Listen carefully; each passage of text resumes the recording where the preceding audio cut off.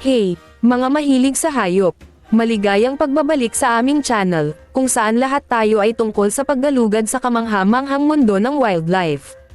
Ngayon, sumisid tayo sa mundo ng pinakamabangis na ibon sa mundo, ang agila. Alam mo ba na ang martingale na nilalang na ito ay kayang pabagsakin kahit ang pinakakakilakilabot na mga hayop?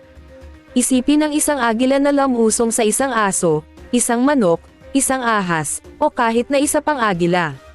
Tama, ang ibong mandaragit na ito ay isang dalubhasa sa pag-atake, gamit ang matutulis nitong mga kuko upang hampasin ng may katumpakan. Ngunit narito ang kawili-wiling bahagi, bago sumisid para sa pagpatay, pinagmamasdan muna ng agila ang target nito mula sa himpapawid. Ito ay nagpapahintulot sa kanya na pag-aralan ang kanyang biktima at planuhin ang perpektong pag-atake.